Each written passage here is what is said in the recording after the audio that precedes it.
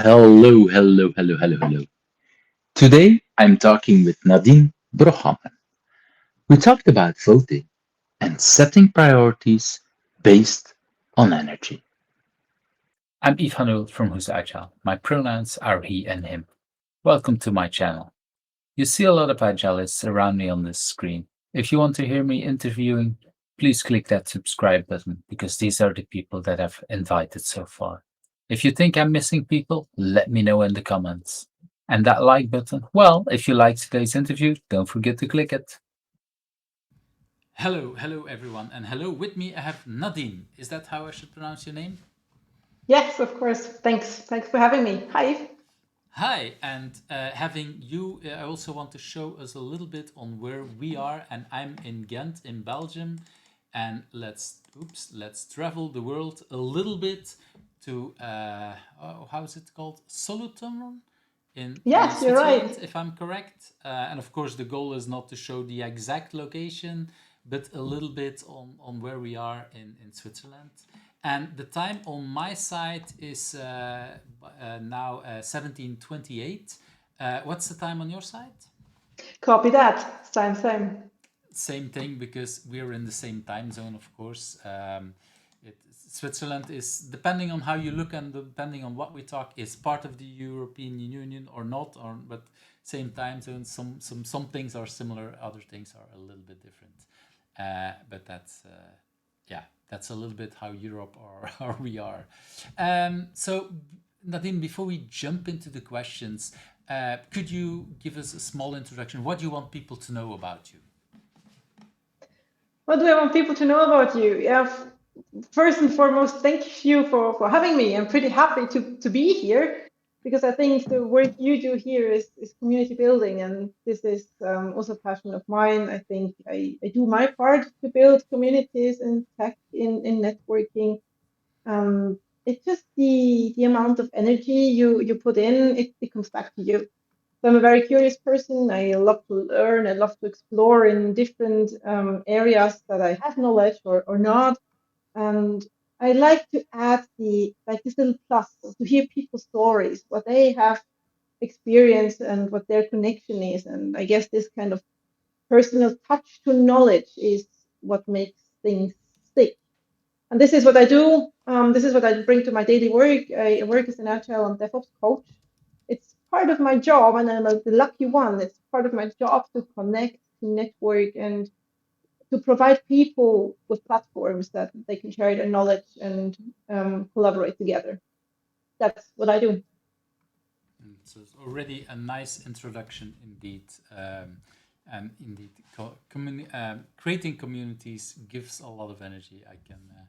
I definitely relate to that. I have that same kind of feeling. Part of indeed why I'm doing it. So Nadine, let's jump into that very first question. What is something that people usually don't know about you, but has influenced you in who you are? I guess there are a few influences. I have no like straight career, but I think what has influenced me dating quite a bit back is that I was always involved in the political landscape of of Switzerland. It has a significant impact on me. Like ongoing political discussions are still of interest. I do follow. I go to vote.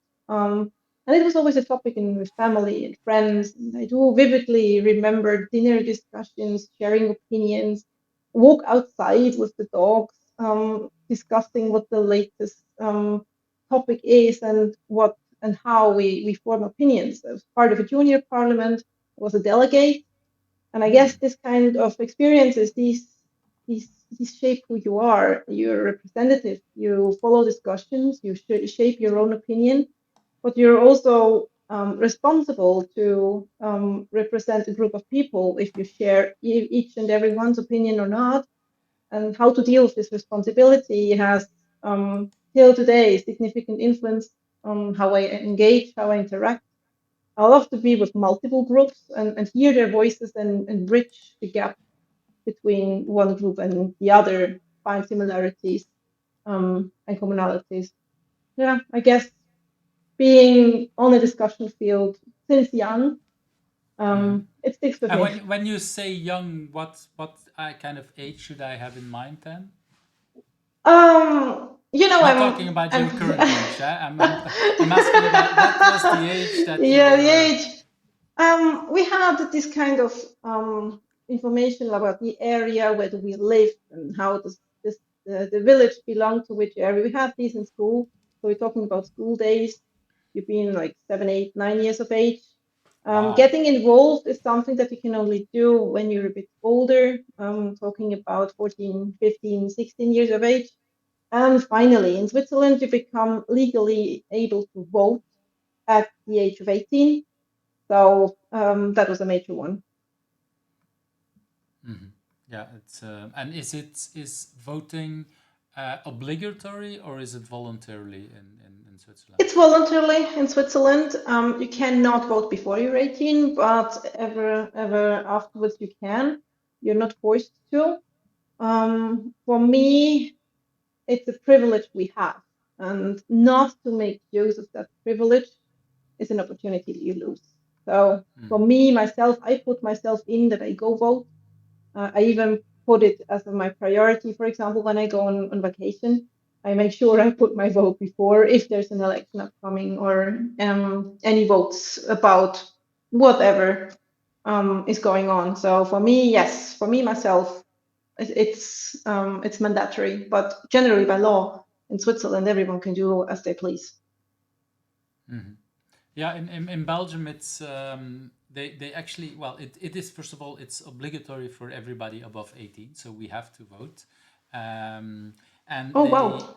they experimented this year with allowing children from age of 16 voluntary to vote, and that created some discussions, and they were thinking like, okay, yeah, what does it mean? At some point, they also discussed. I don't know. It could be that for one of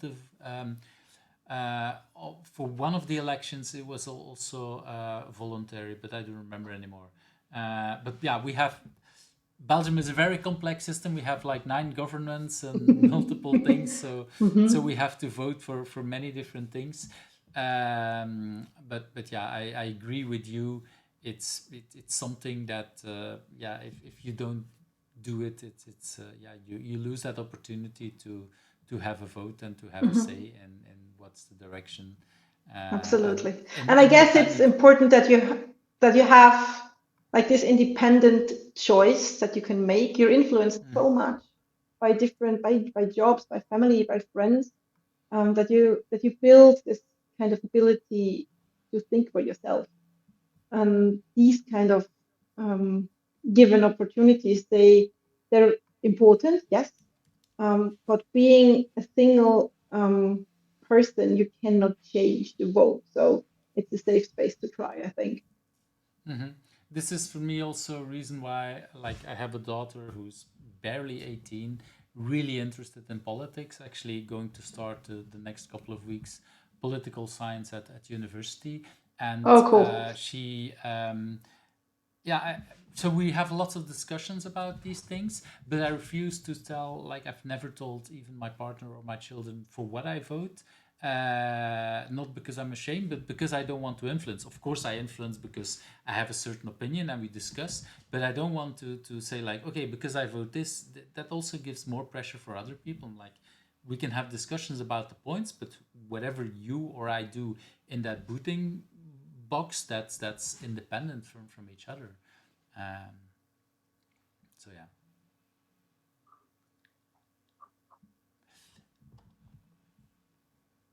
Okay, let's move to that second question. If you had not been doing what you've been doing now, do you have any idea what would have become of you? I love your second question. It made me think so much. I guess there's so many areas, professionally and non-professionally, that I can think of. It Mm, keeps my interest. And what what always was with me, like specifically when looking for a job direction, is doing something with people. As a lot of us have, right? You want to be involved, you want to be with others, and it was a close call to go study psychology, as we were talking before. So that could become a different version of me. And these days, I do have aspects of it in my everyday life. When we talk about leadership journeys and how to develop leaders of tomorrow, this is still part of it. But I also love like being in the teacher position, being in the school system, shaping what we teach and how we treat, especially children. So yes, and oh yeah, and flowers. I could have totally imagined myself becoming a florist ever since there are not enough flowers in this world that I still to engage in, and also different areas of the world to live. I live quite rural, as you saw on the map, and specifically Switzerland. It's green. It's in the middle of everywhere. We don't have an ocean, so I can totally experience going even more rural, live like totally abundant, having a cafe and serving visitors. I could could also experience like having a job, um, which is suited for a smaller village, which at the moment it's not. My job, the job I have, is it's made to bigger size companies, as you do need these coordinating and guiding roles, which you would not local areas that we have. So you need cities, also like in Switzerland, you can do this job. But yeah, there are different aspects that I could have totally imagined for me to become. Um, How's it for um, you? yeah, it's interesting that you ask because for me, what I've discovered is that doing this, that doing interviews is something that I would have never thought that that could be an extra thing to do. But after recording here now more than 200, I'm realizing, okay, that although I never had any education, I kind of like it. I kind of not that bad at it, or at least that's what my guests tell me, and that's some of the yeah the watchers or the listeners tell me as well. So that's something I've discovered. Now I had an extra question. You talked about multiple things that were an option for you, but before we also talked about you as a young woman or a girl already being interested in politics. Was there anything for the young Nadine that you really thought, hey, this will be my dream job or something like that? My dream job. That's a good one. Um, Actually, no, I never had any kind of like dream job. Switching between careers and roles, that was always with me, which makes actually finding a job pretty hard. I can get Mm, excited about a lot of things, but there's nothing that sticks. And that mm, was ever since. There's no dream job. I guess it's being around people and with people that helps a lot. mm. Yeah, I can definitely see that, and I hear that for a lot of people. I recognize that in a part of my career as well. Like, okay, I'm interested in this, I'm interested in that, and yeah, that's the and sometimes when you go for an interview for people like, okay, yeah, if I would say I'm interested in two jobs at the company, I understand that they don't like it, so I will focus on one part. But Hmm. I know that for some things I might get interested in helping out. Of course, I've been coaching product owners, I've been coaching engineers, managers, I've been coaching CTOs, I've been coaching CEOs, I've been coaching developers. So I'm Hmm. interested in parts of these jobs because, yeah, if I wouldn't, I would not be able to coach them. That doesn't mean that I'm the best for maybe a certain role, and I might be good at coaching a CEO level. Well, I might not be a good CEO. That I don't know. But I understand that interested in different kind of things. And is there a trick, a technique that you use to help you decide if there's multiple things, or? A trick. Yeah, maybe I should have asked you for that trick. I sometimes I just try to give it a try, basically. Um, as as with everything, you can start small, see how it evolves, and see how things unfold. If you say, for example, like, hey, do you want to be part of becoming a speaker in conferences, you don't go for like applying to 200 conferences. Start small, do maybe a meetup, and then you see how it goes on the on stage, how you feel with preparation, and if you like it, then you go further. So maybe this would be my little secret tip. Just try to give it a try. Yeah, that's. I think that's really good advice. Try out small. Try out in well in Hmm. small doses, or in a way, uh, Absolutely. and well, the smaller the steps we take, the smaller the falls that we make. I would say, Hmm. and the Yep. easier to recover, and also the easier to realize, like, hey, maybe that's a direction I don't like, so I might divert back to something else. And yeah, Yeah, that actually hardly has happened with me. I hmm, have not that many memories of saying, "Yep, nope, that's not it." You find ways to tweak it that it matches, which can also be kind of cumbersome because then you have so many areas of interest, and then you need to hmm, prioritize. And I'm so bad in prioritizing. Seriously, hmm. if you would coach me, I would be your hardest challenge as a product owner, I guess. Well, that at the same time, it makes you probably a good coach to teach people about how prioritization is important, and with, I would say, empathy for understanding why it is hard. Mhm. Yes, That that's a hard life, true. it is, yeah, it's because I've noticed that, yeah, the things I'm struggling with, or I just finished struggling with, I don't know how you can ever be completely finished with a struggle, but still, it's something that helps to sometimes coach people, because then you can say, okay, I understand where you are, or where Hmm. you've been, and I understand, at least, or I have the impression I understand a big part of your path. That makes it easier. Um, okay, there might be people that then say, but okay, then you also know it's not possible to solve. Where no, that depends a Or little bit on. or to solve it in different ways. Exactly, Maybe exactly. that's also how you can diverge in other directions. Yeah. Hmm. And actually, we're talking about challenges, and I think we kind of already talked a little bit about it. What do you consider at this moment your biggest challenge? And it could be what you just talked about, or it could be something else. Is there some, and of Hmm. course, the biggest challenge that you want to have openly on the internet? Yeah, that's a very good hint, actually. Yeah, the prioritization is a thing. I guess it sticks with all of us. And the other one is I'm relying heavily on my energy level. It's a superpower. As we've talked about previously, you can engage in different aspects and get motivated and hyped for so many different topics. And I do rely on that kind of energy level.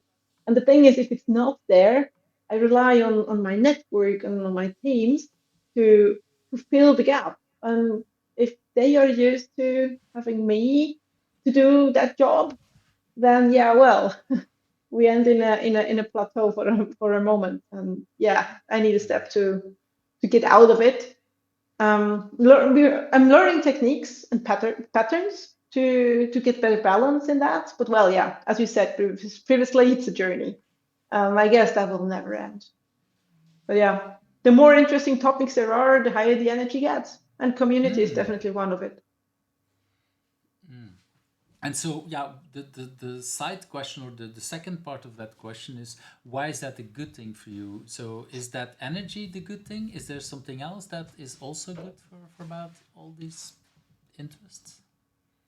Yeah, I think energy itself, every person has their level, and if you find your match, right? You know that if you're having a sofa conversation and you hop from one topic to the other, and just hours they just flow, um, then you get more of this kind of energy, and I rely on it, and it's a good thing to have, and it's a good thing to have it as a challenge because it reminds you that you need to work on it, and it's ending, and we all have like these 24 hours, and you need to dose it because otherwise the next day you're gonna suffer, and for that it's good to have these fallbacks from time to time to realize, yeah, well, make make a decision on where to focus, where to put the energy, because each and every one of us has just these 24 hours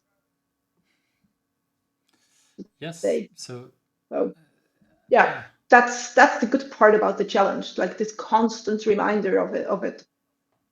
Hmm. Yeah. How do you how do you schedule your days? I mean, you have a lot of topics on your desk as well. How do you do that? Also based on energy. I think energy is a Uh-huh. big part of it, and interests. I launch a lot of things, a lot of community things, and sometimes I launch something and I notice it falls flat, even though I have energy, but Mm-hmm. nobody else cares about it. And for me, that's over the years I've learned also to say, okay, then maybe I shouldn't put all my energy if it falls flat. Yeah. I have an ego that says, oh, I have a good idea, so I'll keep pushing it a little more. But after a while, if nobody picks it up, it's like, okay, leave it. I have still a lot of other ideas and energies. Mm-hmm. And like you, my interest goes rather wild. So it's very tempting to then, after a while, say, okay, done that, finish something else. Mm-hmm. With a book, something like that is a finished project. An app, once it's released, is a finished project. But like Mm-hmm. this one, I'm close to 4 years of recording. That is a lot of things. And Yeah. just before the summer, I was like, I'm not sure if I want to do it because in a certain part of the summer, I was editing a lot of videos, but I wasn't Mm-hmm. doing any conversations because I was preparing to make sure that I could send out videos while I was on holiday. So I didn't want to spend my time recordings. I wanted to make sure that I could spend my holidays not doing anything to it.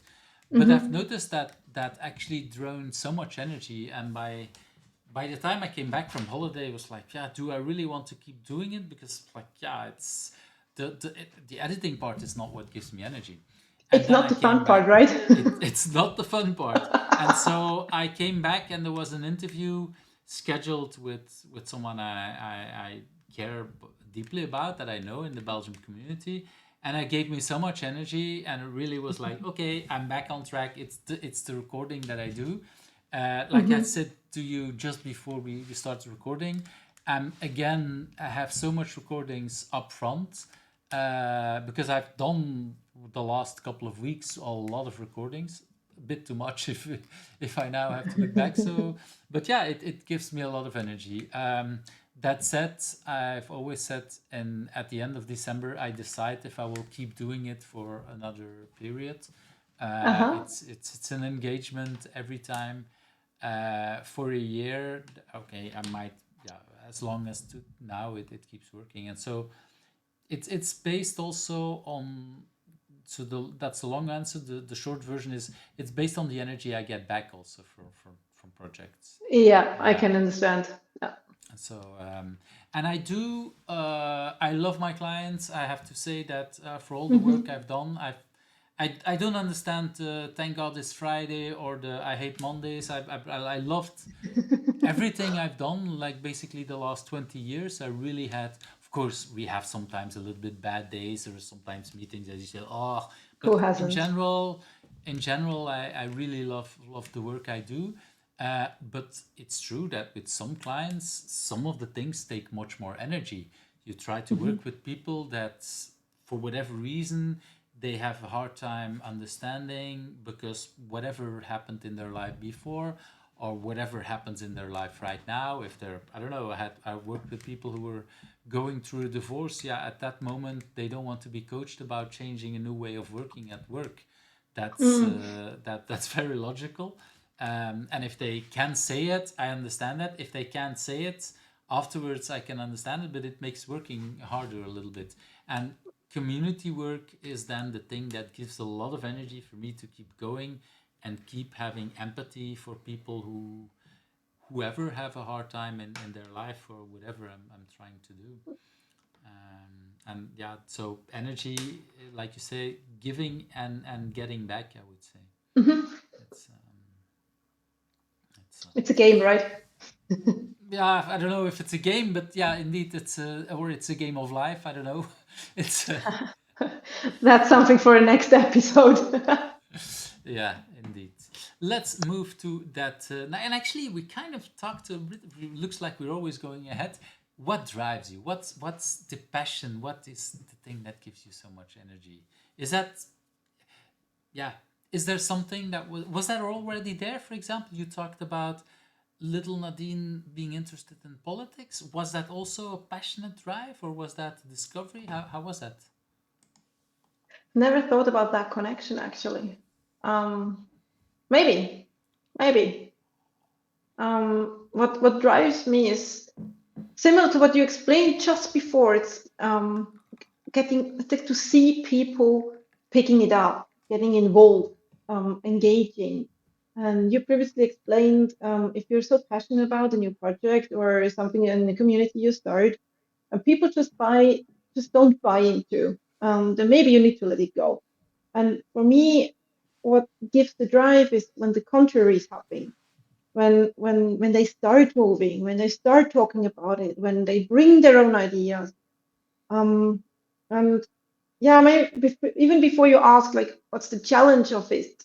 And for me, like, the challenge is to to wait, like, to be impatient. If I have this feu sacré, this power, this energy, and this motivation, and I see it totally through why we need this whatever new project or community, I can get so impatient with people not to see it that way. Mm, I mean, I hate to wait then until finally we find a date or the first episode is coming out.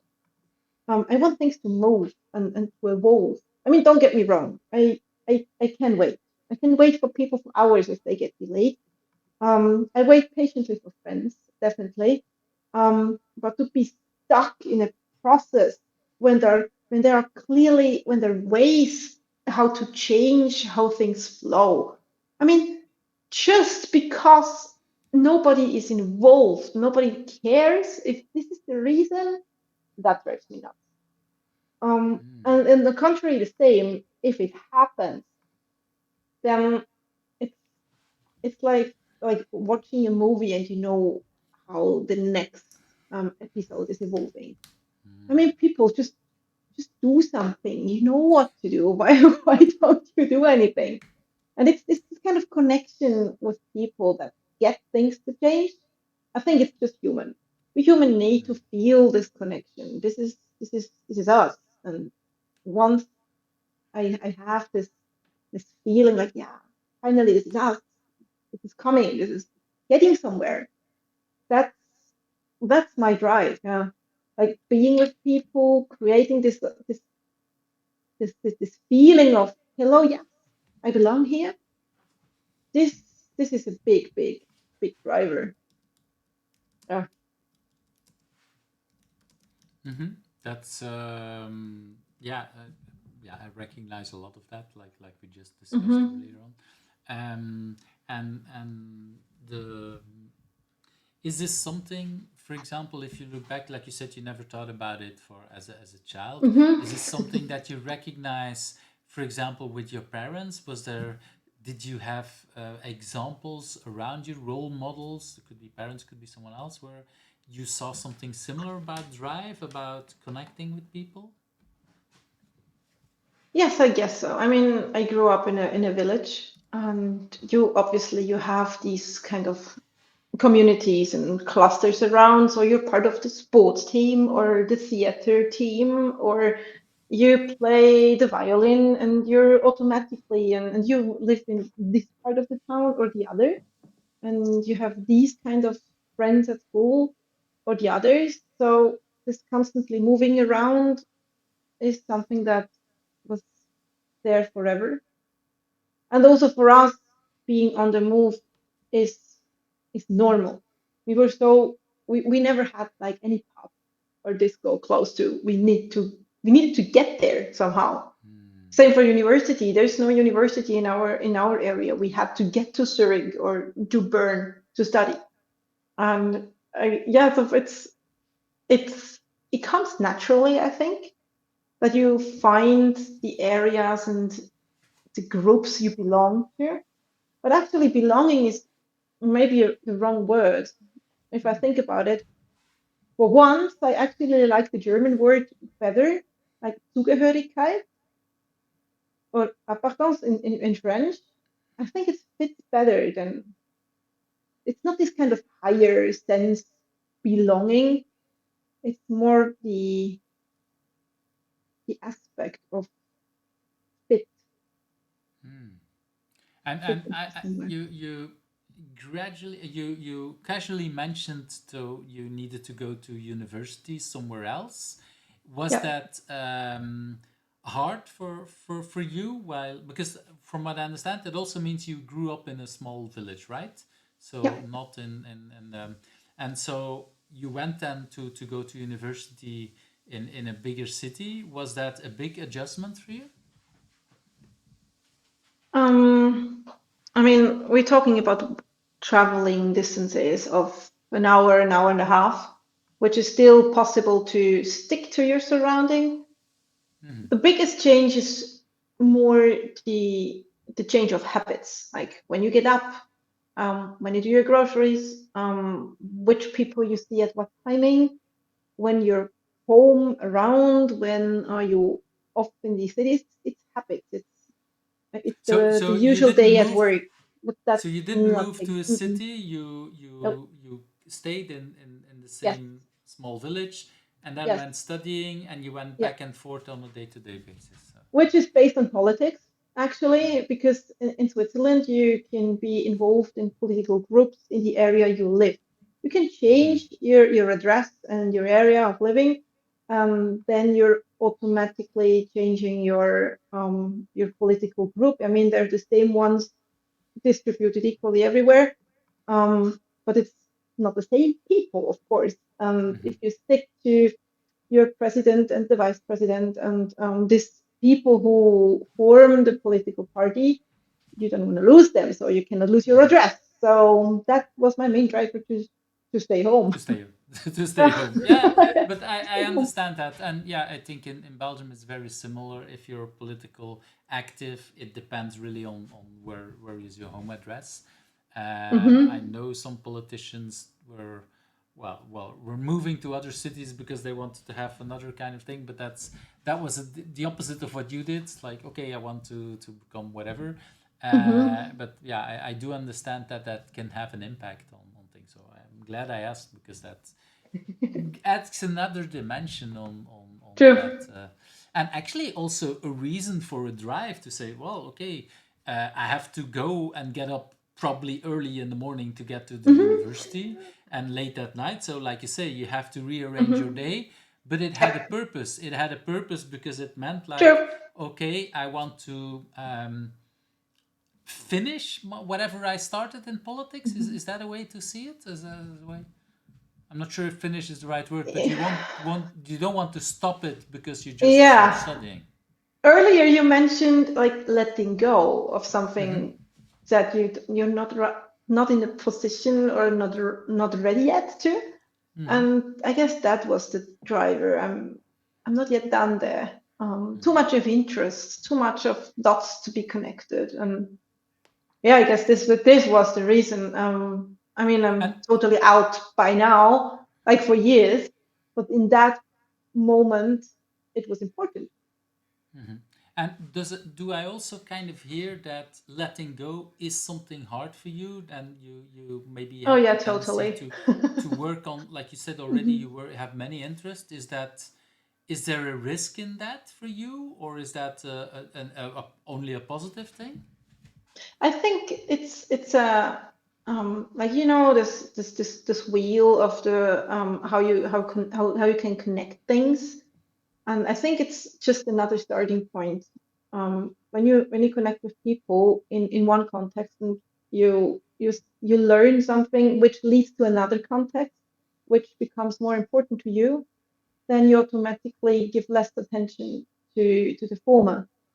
And Mm. it doesn't mean that you need to let go of it, but you shift your focus. And there's always a way to come back. And as the saying goes, you see people three times in life. And I think that happens with topics as well, even more than three times, maybe. And Mm. also, for example, having learned multiple languages, it comes back because I would have never been able to explain this inner drive with proper English words if I would not have been used to the expression in French, which is the first update, like this inner burning flame, which I think sounds somehow weird in English. But this is connecting what you've previously been into. And I haven't spoken a word in French for years, but still you can like reconnect to these kind of learning and experiences. So it's not letting go. It's just like maybe pausing it for a moment. Is it forgetting about it, or like it's in the back of your head and then maybe something else and then it pops back and you remember it, or is it, yeah, I don't know. Yeah, I guess. Yeah, I guess it's like these little plants that pop up every now and then. Yeah, that's a very cool image to have. Yeah, it reminds me a little bit of like a song that I like very much when I'm younger and I completely forget, and then it's on the radio and I'm back dancing, and like, yeah, that it feels a little bit like that, like Yeah, if totally. Yeah, you don't know where this thought is coming from now, right? It just exactly. So triggers. It just triggers. and it's there, and yeah, that I Mhm. recognize And I guess we that. do have this with like places, with meals and dishes and scents. Um, it's And with sometimes friends, like you said interesting. earlier. Yeah, Yeah. absolutely. And with people, like if you have seen someone like every day and then you lose touch or someone moves away and you see them like years later, it's just like if it would have been yesterday, and then you realize, oh wait, this has been 5 years, and but this the feeling is the same as you just start dancing when you hear the song again. Exactly. I really like that. Let's move to that next question. What do you consider your biggest achievement so far? And what I've noticed when I do these conversations is that basically this is your moment to brag and to be really proud. Is it easy for you, Nadine, to brag about yourself? Yes, I guess yes. It's easy to brag because it's hardly ever about me. The things I Hmm. do, it's always the us. I mean, my job, I cannot do my job by myself. Try changing people, it's like stop there. It's not working. My job, my family, my friends, it's always a kind of co-creation. So yeah, bragging is super easy because you can take someone along with you. So For you example, when we say like, I'm super proud our conference was sold out so quickly this year, it's no way you can do that by yourself. And then bragging about the fact is made super easy because you have like these, it's us. That's so easy. That's easy.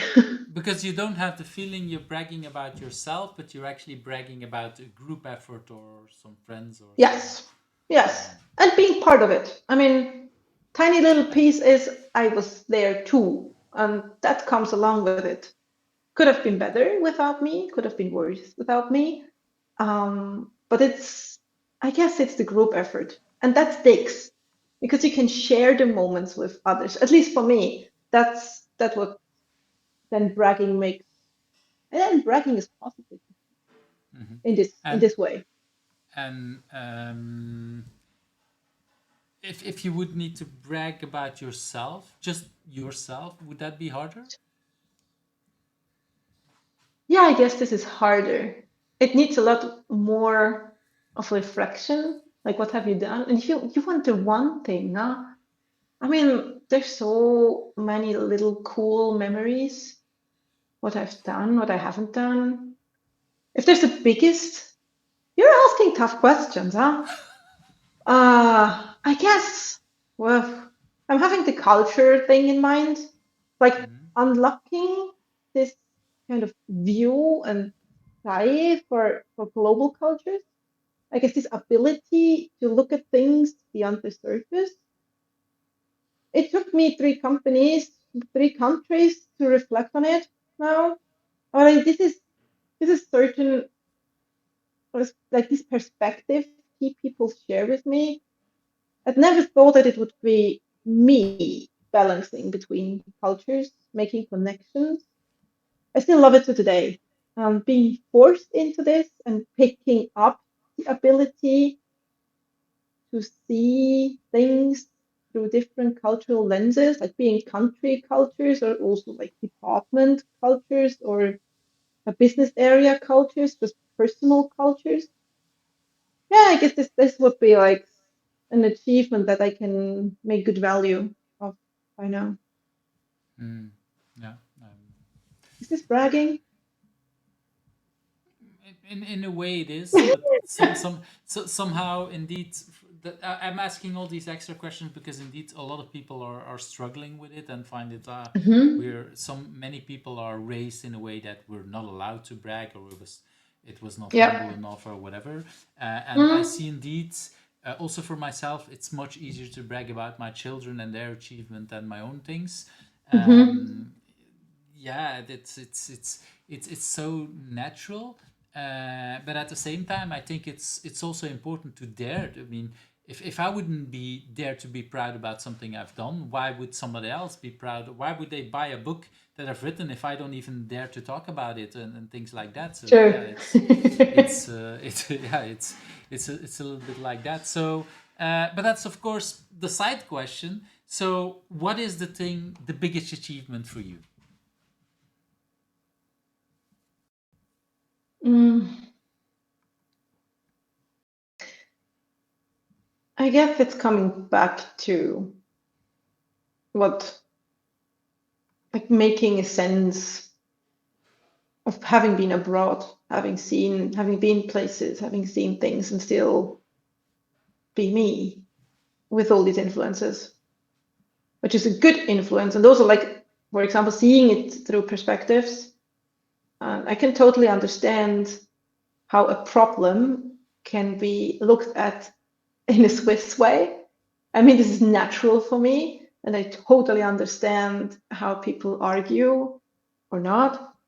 And by now, I can also understand how, um, for example, a more southern culture, like Spanish culture, for example, has been brought up and having been living in the culture or having been to the East, or that would, like bringing all these perspectives into my own brain, kind of like into my own thinking. It's That's an ability I got, and that's something I'm proud of. Hmm. And you, I'm not sure I understand it, but halfway you said is it thinking in a Swiss way or something like that. Yeah. What what what should I see about that? What does that mean? I mean, I'm totally Swiss in my thinking. For example, that's culture. That's how And you how is that raise. different? How is that different than the other people that you've Um, worked with that are non-Swiss? Swiss. um, it's how you see things. For example, do you? It's about, for example, how direct you are, how you see hierarchies. For example, for us, it's totally normal that we are engaged. And let's say this is stereotyping here, but in Yeah. general, because we have this ability, as we talked previously, we're allowed to vote. We have to say, and if I don't like something, I know my ways how I can address the concern. So I'm used to address problems. I'm used to ask questions if I don't understand, sometimes in a more polite way, sometimes I don't say anything. How I respect um, more senior positions, for example, but also how I engage with people. They say Swiss people are super calm and reserved, like kind of cold. It's hard to make Swiss friends. These are also aspects of a Swiss culture. There are different people and different lifestyles, and you would say, "Well, this is not what I was reading about how Swiss culture is." But in general, you still have these kind of flavors, and I know which aspects of them are with me, and Hmm. it's good to know how yourself, like a manual about yourself, how to deal with me. So please, that would be something I guess we should all write about when we're in our 20s or 30s. Write the manual about how you should be treated. Hmm. Yeah, when you said Swiss way, I was also thinking how your country is known to be, yeah, not take part or not take Hmm. positions in certain Yeah, we're things. Is neutral. that the neutral part? Is that something you see yourself as well? Do you want to be neutral, or because when you talk about politics, I can also imagine if you're at a young age you go into politics, it's also because you care about a certain thing, and then you probably are less neutral, or yeah, is that wrong or that interpretation or It depends. It's right and wrong. I guess you have your positions and you have your interests. Maybe you have a Mhm. passion about some aspects. For me, what I would do, well, with the neutral aspect, I would want to know what others have against it. I want to understand why they don't see it the way I see it, because that gives me a better perspective. That gives me arguments. Maybe I can convince. Maybe it's me who's wrong, or maybe it's them who haven't seen my version of it. And this is a kind of this balancing act of who's right and who's wrong, and finding a way that works for the majority. Let's put it this way. This totally resonates with me. Being neutral doesn't mean you don't have an opinion. mm, right? Um, I fully agree, and I think also, well, in a lot of the things that we do as an agile coach, we sometimes have to, yeah, I don't know, make sure that two people talk to each other, and that Mhm. works best if we can don't pick a side, and Yep. and at the same time we might have an opinion, or we might be good at translating what one person means to the other, Mhm. and yeah, it's our position at that moment might not be important, even though we might have an opinion at that moment. Yes, absolutely true. And I guess it also comes with the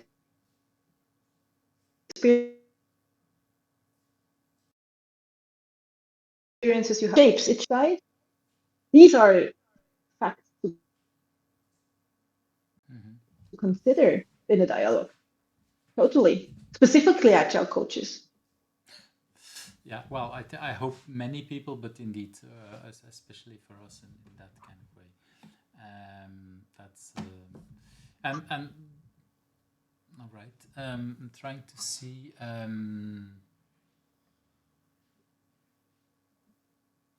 Yeah, I don't have any side questions anymore.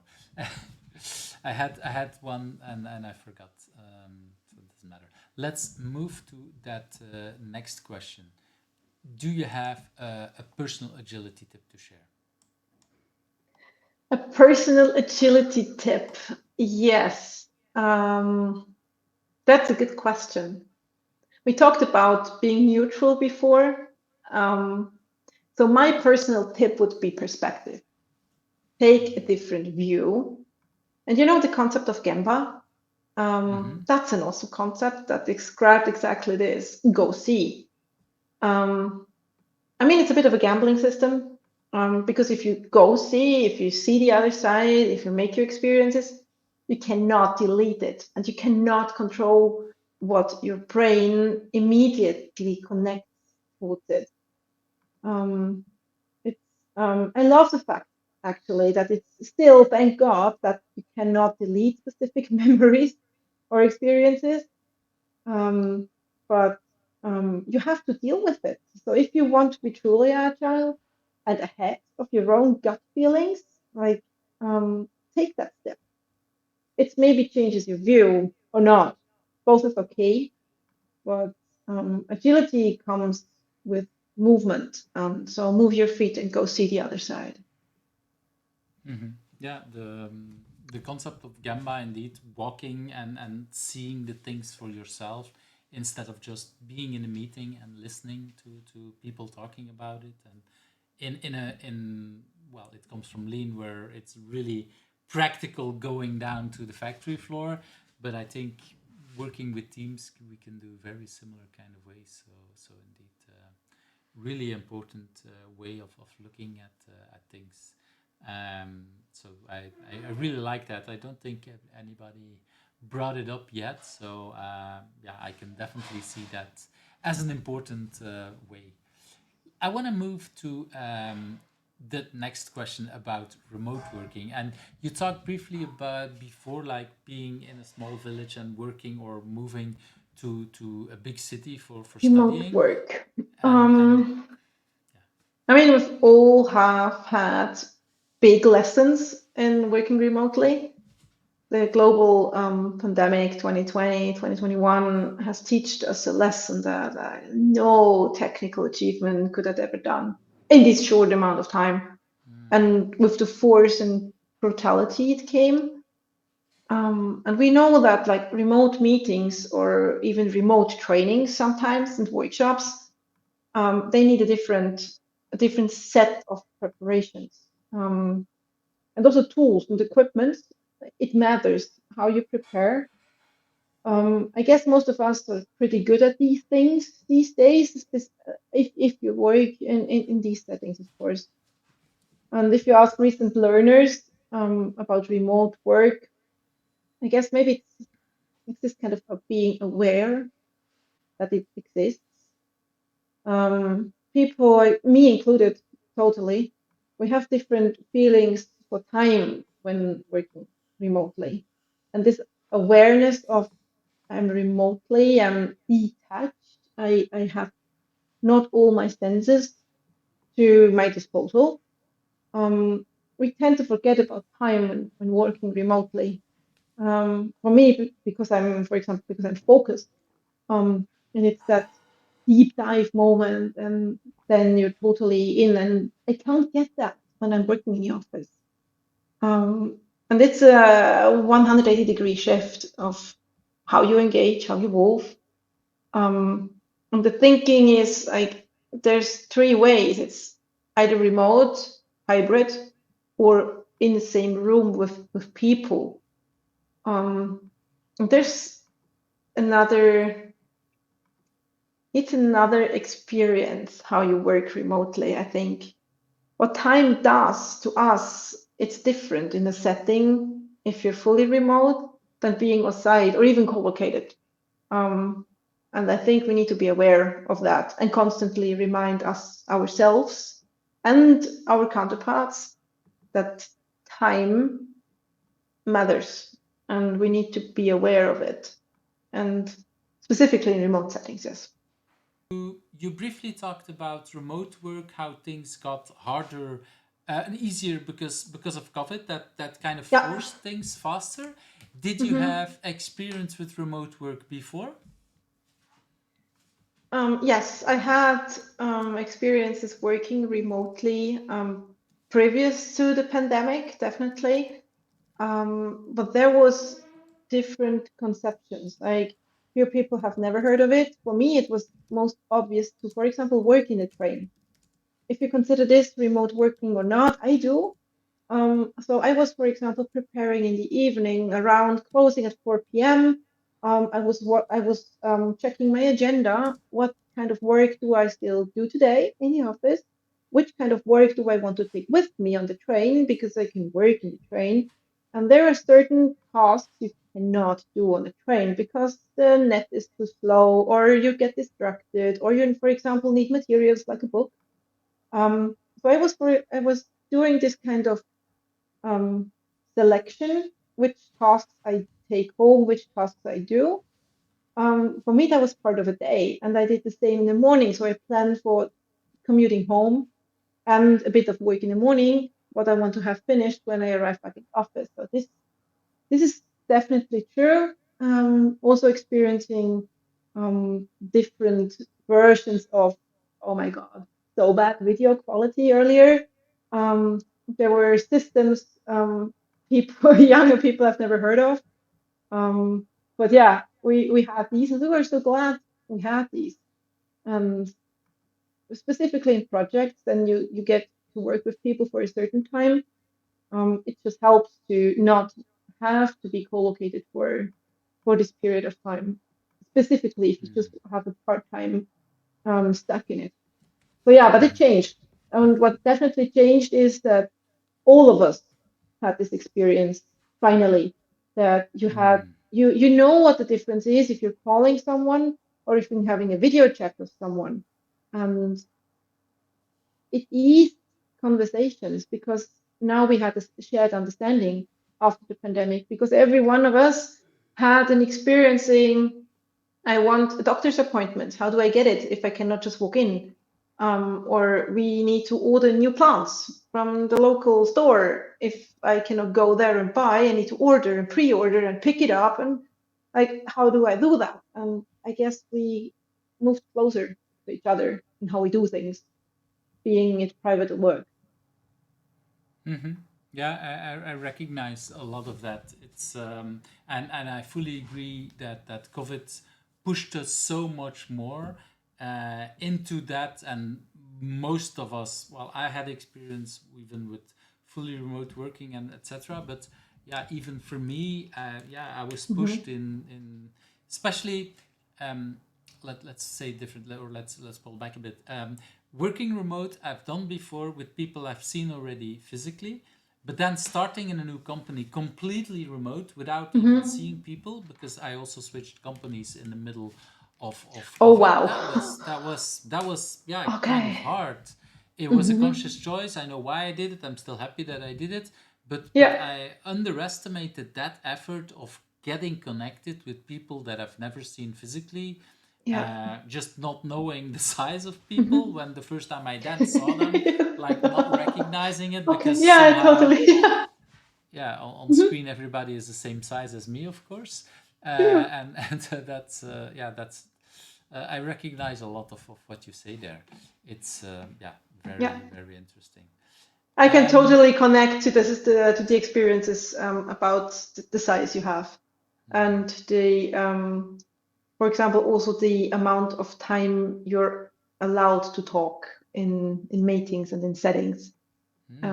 Because say more. if you're just on a screen, you normally have like the little photos or the little pictures on one side. And what people normally do is, yeah, let's start top down.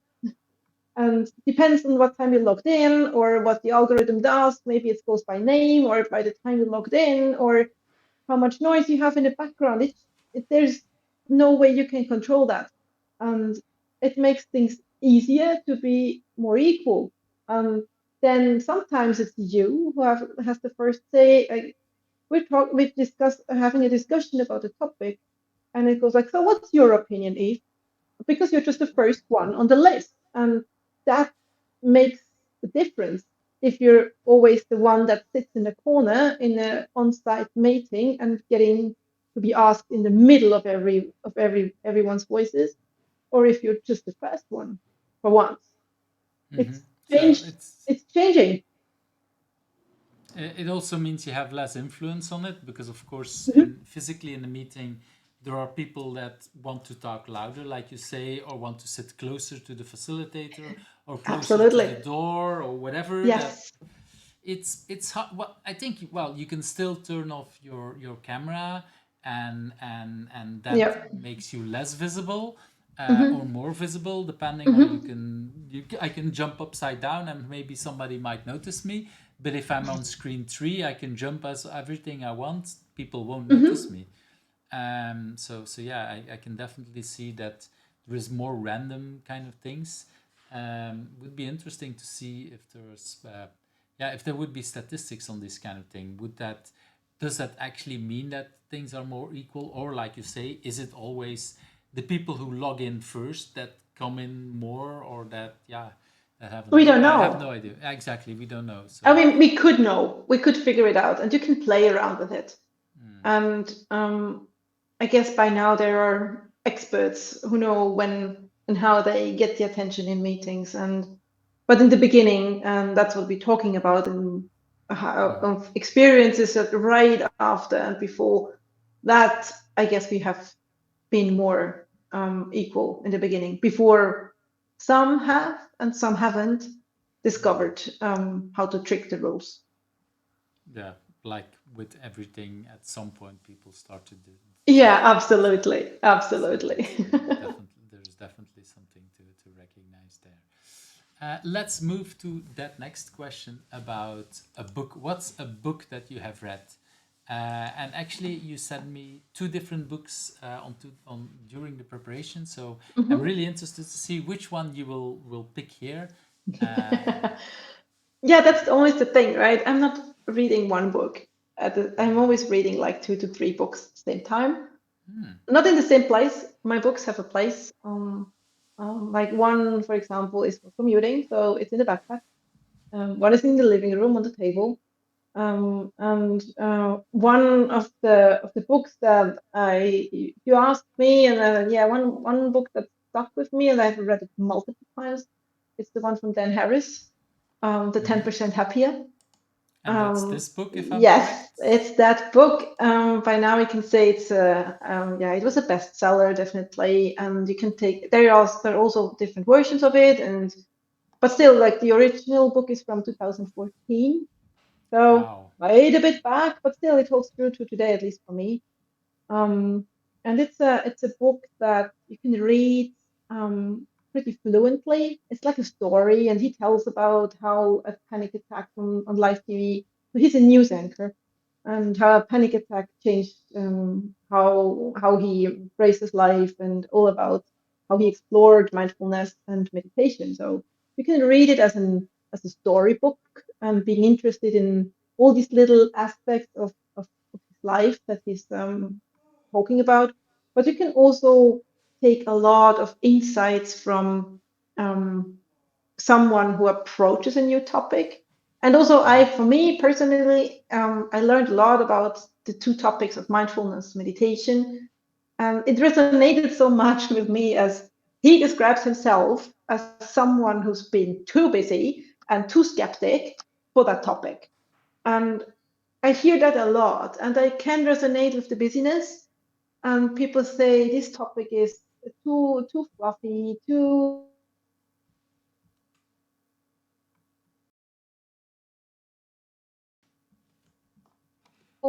not too less scientific, and there's no proof of peace that has something to say.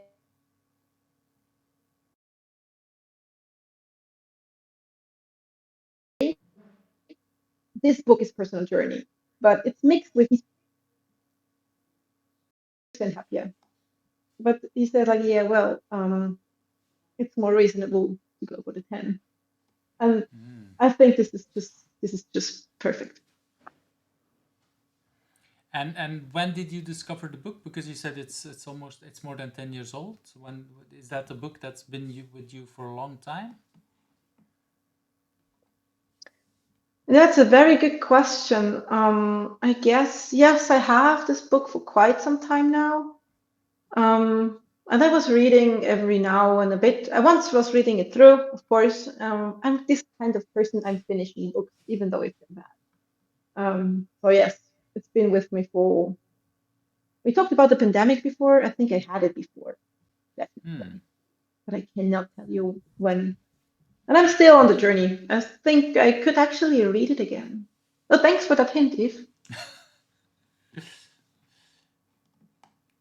It's yeah, it's interesting to see that some books indeed, even if we have finished it, we can still read and relearn new things. And well, okay, if you say you read it before the pandemic, that's already 5 years ago. So that means it indeed it has quite some impact on that. And here we go again.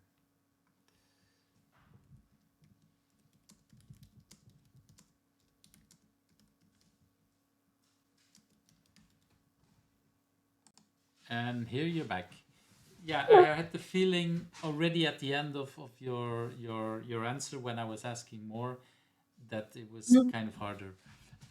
The Um, last one I heard was, since when do you have the book? This one I answered. yeah, you did And answer, and then I asked. Then I said so.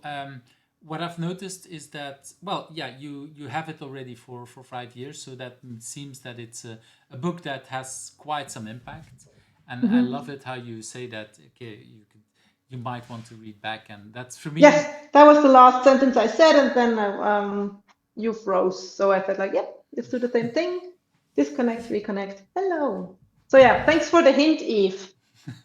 To read it again. And that's yeah, I love it that when people bring books that well, it's always interesting to there's people here who bring a book that they're still reading, so they're like, I'm in the middle of it, I'm discovering it, and here you are with a book that, oh, it's been with me for 5 years, I might read it again. And that's this is how I Yeah, love that diversity. It's a title. When you send it to me, immediately I thought, oh, this is interesting, although I've never heard about the book. And now I'm discovering, while I was putting the image on, I discovered it was already the 10th edition. I read it, I yeah. See, didn't I see have it in still have preparing. like the old edition. And then I hear, yeah, it's like more than 10 years old. It's like, whoa. Hmm. But of course there's so many new books coming out now. You Yeah, too many. before you when I originally when you scheduled this, originally you proposed this book. Do you still know why you proposed this book?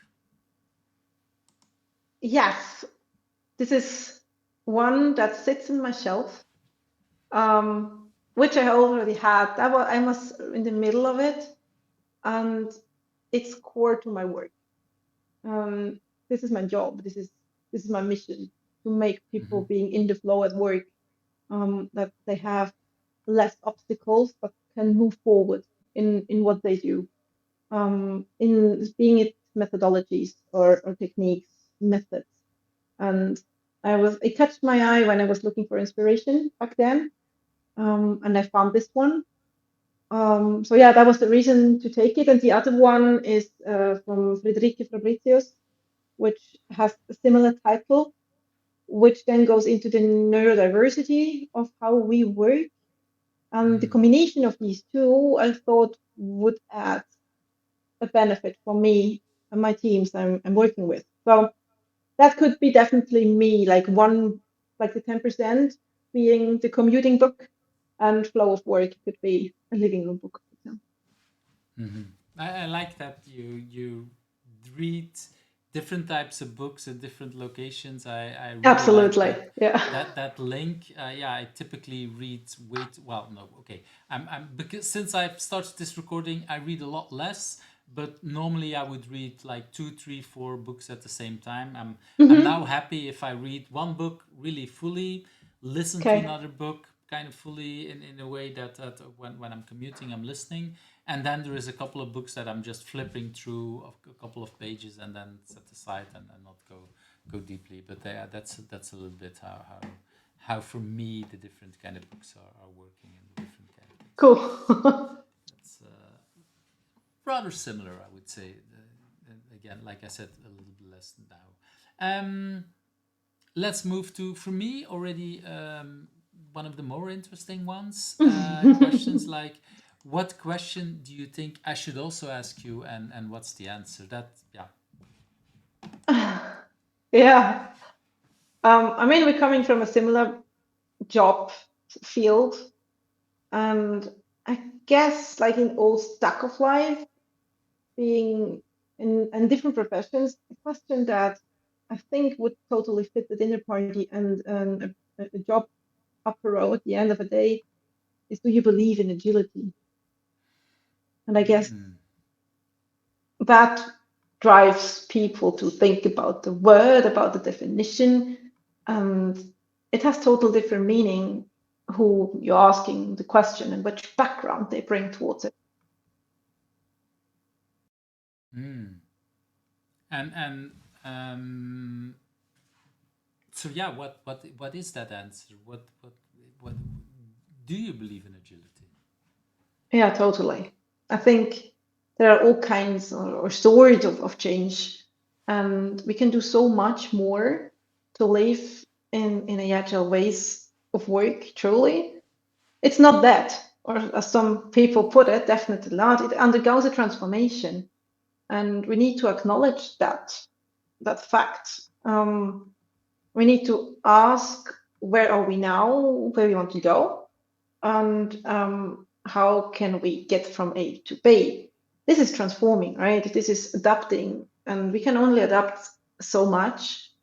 And we need to figure out what shapes the decisions we take step by step, as we talked in the beginning, like in little iterations, in circles, in spaces that you can take.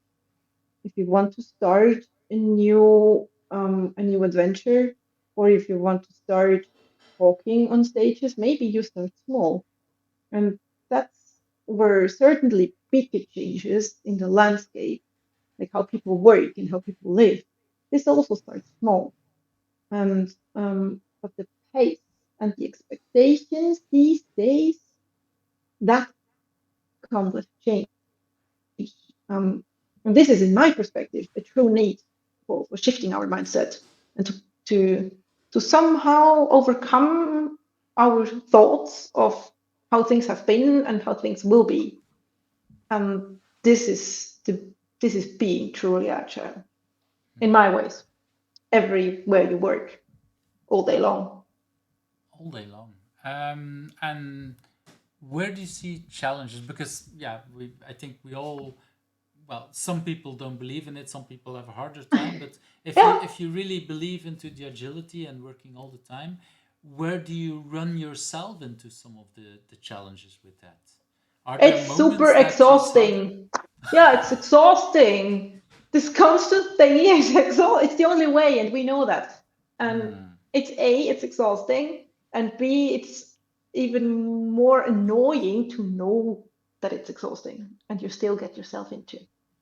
And I think we could do help each other a lot of like doing at least the second part of it, helping us remind that this is exhausting and acknowledge that we're doing a pretty good job here. So Hmm. yeah, that's I, the hard part of it. I really like that you say it's exhausting because I think, um, well, Ken Beck in his original book on extreme programming talked also about Uh-huh. sustainable pace, and Yeah. it's something I see a lot of us Mm-hmm. struggling with. Like you say, Yeah.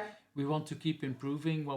We have lots of energy. We want to, yeah, but it's very dangerous to run into some kind of burnout, and exhaustion is before the Yes. burnout or after, depending Mm-hmm. on where you look at it. True. So I'm really happy that you talk about it because it's I sometimes have the feeling that the most agile people are the biggest risk for burnout. Do you agree with that, or do you, yeah? What's your opinion on that? Hmm. No, I wouldn't go so far. To a Hmm. certain extent, yes, because you have this constant drive to get yet to the other thing, which can be good, which can be the energy we talked about earlier. However, if if you know your limits and if you know your priorities, which is, as we've talked about, another part of improvement, let's put it that way, you would know where the limitations are. You would know when to leave. You would know when to pause. So for me, this is not an equation for running into a burnout. You definitely have warning signals and you're a bit tempted, let's put it that way.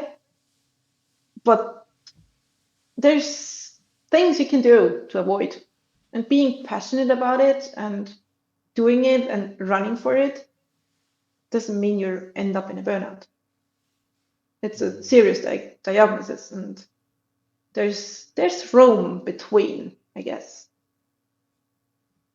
Yeah, I recognize what you say. I think a lot depends also on how good we know each other, and maybe it's Mhm. easier when we're, yeah, I'm already 50, so yeah, I understand what you say about the exhaustion, and I do agree that I've recognized when I see my limits, and like I said, if I Mhm. don't, earlier to your question, if I don't get any energy back from people, like, okay, maybe it's Yeah. something to drop, not because I don't want to, because I still believe in Mhm. it, but like, Mhm. okay, I have to choose and I have to avoid that I run out of Mhm. energy and the things that don't give me any energy. So yeah, I understand that.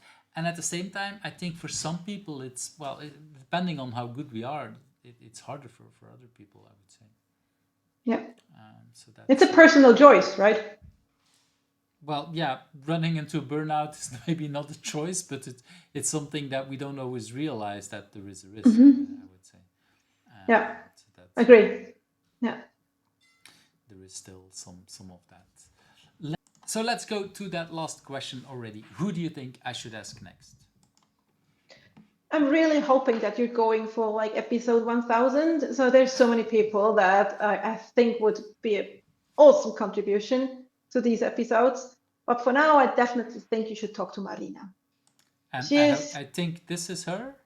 this is her. This is so much her. Um, she is most of all a really great listener. She's a close friend, and she has experiences in building and running in different worlds, always also in different agile worlds, in multiple cultures even. Mm. And when some people scale agility for money, uh, she's doing it with passion. And working with her is such a blessing. And I guess she has so much to share. You definitely should meet her. Well, that's a very nice introduction. I'm not going to promise I go till thousands. At this moment, I have 830 or something like that on my list. Like I said, Wow. it's been I'm close to 200, and or probably by the time this is when this goes out, it will probably be beyond 200.